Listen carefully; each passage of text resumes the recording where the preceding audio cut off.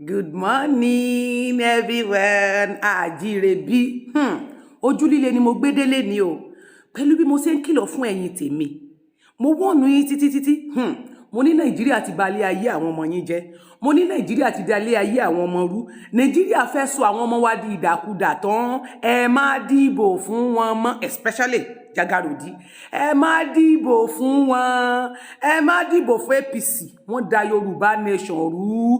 Tinubu ló dàrú o. Kò sẹ́lómi. Torí pé ó fẹ́ jẹpò. Ẹ dẹ̀ fi owó ẹ fi ra gbogbo àwọn èèyàn. Ẹ fowó ra àwọn èèyàn. Ẹ wò Jagarodi ló da Yorùbá nation rú. Kí n tó máa lọ ẹ má bínú. Ẹ̀yin ọmọ Yorùbá. Ẹ̀yin ọmọ ìyá mi, ẹ̀yin tèmi. Mo ní ọ̀rọ̀ kan tí mo fẹ́ sọ lórí scam kan kàmá kan tí mo rí lénìí. Àwọn àbúrò mi kan náà pè mí láti ilé. Wọ́n ní bọ̀bọ́ kan wà, àwọn ọmọ yìí ìyà ni wọ́n ń jẹ. Ẹni tó ń ṣiṣẹ́ inú òtútù ló wà ńbẹ̀. Àwọn ọmọ yìí bó bá jẹ́ inú òtútù wọn ó sì ṣe omi. Ẹni tó ń rugi, ẹni tó ń loko pákó. Wọ́n dẹ̀ tú owó jọ. Páwọn náà fẹ́ lọ sílùú òyìnbó pé káwọn náà rìnrìn àjò. Pé káwọn náà lọ sí ìrìn àjò. Bó ṣe lọ kó sọ́wọ́ ọmọkùnrin ní tó ń pè ní Isiaq Alani. Ṣé rí bọ̀bọ́ tí mo fi hàn yín? Gbogbo ibikíbi tí ẹ bá ti rí, mo sì sọ̀rọ̀ síwájú, mo fẹ́ kó kàn sí mi. Sórí tó bá sọ fún mi pé mo kéré nínú ayé, má sọ fún ẹ pé ò kéré rárá. O wẹ́ obí tí o bì lò. O ò lè fá orí àwọn èèyàn kí wọ́n máa sọ pé kíní mo dẹ̀ ń kìlọ̀ fún ẹ̀yin èèyàn. Tẹ́ ẹ bá fẹ́ ṣe ìrìn àjò, ẹ lọ sọ́dọ̀ àwọn tó bá mọ ọ̀nà. Ẹ má kàn déédéé rí àwọn èèyàn lórí Facebook kan máa sọ pé àwọn èèyàn tó tọ́ nìyín. Ọmọkùnrin tẹ́ ń wo owó tó gbà lọ́wọ́ àwọn èèyàn tí ó lé ní 5 million. Lọ́wọ́ àwọn èèyàn tèmi owó tó gbà lọ bí 2.8 million lọ́wọ́ àwọn àbúrò mi bí méjì. Tó gbà ní ọwọ́ wọn tó fi lọ sí Qatar ló fi travel. Tẹ́ bá rántí kíní ball tí wọ́n ṣe ní Qatar tí wọ́n náà gbá World Cup tí wọ́n gbá ní Qatar. Àwọn náà wà lára àwọn tó travel. Ó wá lọ mú kíní yẹn edit yẹn, ó wá lọ edit ẹ̀.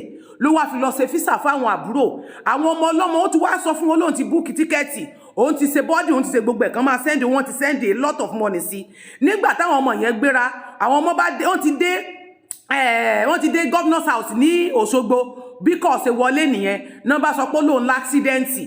Òun wà ní hospital o, pé kí wọ́n padà sílé. Mo ní ẹ gbà mí. Téèyàn bá l'accident, kí ni títí bó ti kọ tíkẹ́ẹ̀tì? O ti ra visa, ṣé wọ́n ló fẹ́ wọnú tíkẹ́ẹ̀tì, ó fẹ́ wọnú plane pẹ̀lú wọn ni. Ebi yóò dẹ̀ máa lọ ló bá ní náírà pé kán má padà, kán má wà mọ́. Wọ́n bá pe nọ́mbà bí nọ́mbà ò ṣe lọ mọ́ nìyẹn. Wọ́n kọ́ nọ́mbà rẹ̀ ò lọ mọ́, ó ti block wọn. Àṣẹ̀yìnwá àṣẹ̀yìnbọ̀, àṣọ ti travel. Òun ti travel kúrò lórílẹ̀-èdè Nàìjíríà. Ó fa orí àwọn èèyàn, ìwọ fi lọ ìrìn àjò. Sọrí ìrìn àjò tó lọ yẹn kún náà máa rù ẹ́ wálé ni, àfi tó bá dá owó olówó. Sọrí ìrìn àjò tí wọ́n fọkàn sí pé ó lọ. Olóòrò ìrìn àjò àbí? Ó lọ ìrìn àjò. Ẹ máa gba ẹrù lórí àwọn èèyàn. Ẹ máa ti torí pé bí Nàìjíríà ṣe rí, bí gọ́ọ̀mẹ̀ntì ṣe bayé jẹ́, ẹ ronú mẹ̀kúnnù. Alẹ́ yìí gangan ṣera yín, gọ́ọ̀mẹ̀ntì nìkan kọ́ ló ń ṣe yín. Ẹ̀yin gangan bayé ara yín jẹ́, gọ́ọ̀mẹ̀ntì nìkan kọ́ ló ń bayé yín jẹ́. Nígbà tó rí àwọn akẹgbẹ́ àwọn ọmọ kéékèèké tí wọ́n struggle, páwọn náà fẹ́ lọ sí ìrìn àjò bóyá káwọn náà lọ ṣiṣẹ́ lẹ́yìn odi. Ẹni tó jìyà ó dẹ̀ mọ rúyà táwọn ọmọ yìí ń jẹ. Ìwọ wá gbowó lọ́wọ́ wọn rò pé o ti fífa ẹ̀. Ọ̀wá lọ fowó wọn sáyé. Ṣé rí ọmọkùnrin tí mò ń fi wọ́n yẹn Àlàní ni? Ó lóun pera rẹ̀ ní Black Sign lórí TikTok. Ẹ gbúdọ̀ wà careful fún bọ̀bọ̀ yìí. It's a scammer, 419 ayé ni. Mo ní ẹ̀rí gbogbo àwọn àbúrò tó súnmọ́ mi, àwọn ẹ̀gbẹ́ tèmi ló gbá. Ká ní wọ́n sọ fún èmi á ti sọ fún wọn, bọ̀tà náà fi pamọ́ fún mi. Wọ́n fi pamọ́ fún mi. Wọ́n jẹ́ kí n mọ̀. Ká náà jẹ́ kí n mọ̀ ni. Ṣé mi ò ti ní gbọ́ lórí burúkú ìsíta? Ṣé mi ò ti ní sọ fún wọn pé kán má lọ bẹ̀? Ṣé mi ò ti ní sọ fún àwọn tó mọṣẹ́, àwọn tẹ́mi mọ̀ tó mọṣẹ́ tó mọ̀ òjé?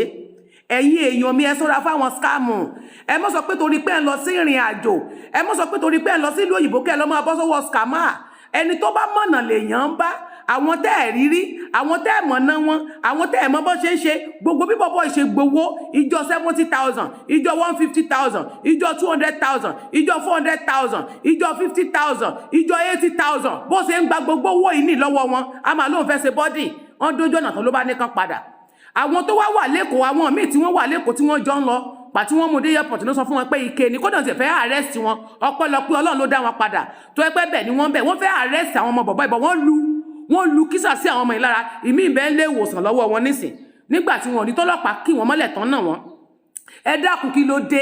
ṣé ẹ fẹ́ balẹ̀ ayé jẹ́ ni a dẹ̀ ń pariwo fún pé Nàìjíríà tó wá mórí o travel lọ orílẹ̀-èdè kórílẹ̀-èdè tó lè wà àárọ̀ kùtì ni mo wà mi ò játa mi ò tí ì jẹpo ìlú tí mo wà yìí àṣẹ ń dún ní ìlú tí mo wà àṣẹ ń gbé ní ara mi àṣẹ ń bẹ ní ara mi sórí tí ò bá kàn sí mi ìwọ tó pè rẹ̀ ní Isiaq Alani tí ò bá kàn sí mi tàbí kó o dá owó àwọn ọmọ ọlọ́mọ padà òkú ẹ̀ náà máa fi ránṣẹ́ níbi tó wà yẹn ilẹ̀ ni mo tẹ̀ ilẹ̀ àgọ́rọ̀ àkọ́kọ́ yẹrí alápòkà ni tí ò bá dá owó àwọn ọmọ ọlọ́mọ tí wọ́n ń jẹ ìyà jẹ ọ̀sán dá owó wọn padà fún wọn sórí ibi tó lọ yẹn òkú ẹ̀ náà máa bá padà wálé gbogbo tó bá fọjú àárọ̀ ẹ̀ kójọ ló máa parẹ́ lọ́wọ́ ẹ̀ gbogbo owó tó dà papọ̀ mọ́wó ó gbúdọ̀ dá owó olówó padà ẹ má mú òtòrí ẹ̀ fún àǹfààní ẹ̀yin tẹ́ fẹ́ bọ́ sí o lè ní scammer ní bọ̀bọ́ yìí o scammer ní kí ṣe pọ́n gbèsè ilé fún mi wọn gbèsè ilé fún mi o ọ̀ni tèmi máa mú àbúrò tèmi ni wọn fẹ́ sọ fún mi tẹ́lẹ̀ wọn làwọn fẹ́ ṣe surprise fún mi àwọn fẹ́ ṣe surprise òfowó lẹ fẹ́ ṣe fún mi ẹ má ṣe surprise fún mi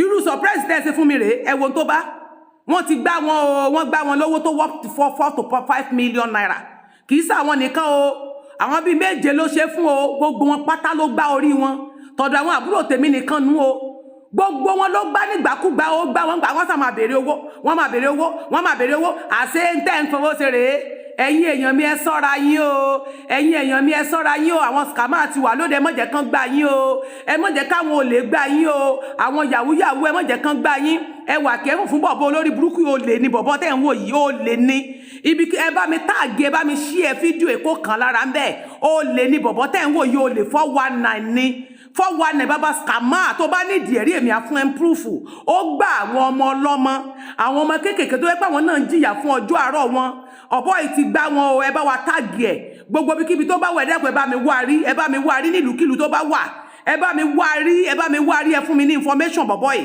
tẹ́ ẹ bá mọ information bọ̀bọ̀ yìí máa fún ẹ lówó tó o bá mọ ibi tí bọ̀bọ̀ yìí wà tó o dẹ̀ rí máa fún ẹ lówó wọ́n ní láti àrẹ́sì bọ̀bọ̀ yìí ní orílẹ̀-èdè kórílẹ̀-èdè tó wà wọ́n máa àrẹ́sì máa sọ pé mo ní ẹsẹ̀ mo ní ẹnu ó mọ̀ pé ẹnu tí ìgbín tèmi bá forí sọ ẹnu tí ọkà mi bá forí sọ báyìí fífọ́ ní fọ́ jẹ ayé ẹ̀rùn ọtí bọ́ sí páńpẹ́ wàá fẹ́ kú lórí social media yìí bẹ́ẹ̀ ni ẹ fún mi ní information bọ̀bọ̀ ẹnikẹ́ni tó bá ti mọ ibi tí bọ̀bọ̀ yìí wà ẹ kàn sí mi màá fún ẹ ní owó bá mi wá rí wanted ni o lè ní scammer ni o ẹ ṣeun ẹ̀yin èèyàn mi ẹ lọ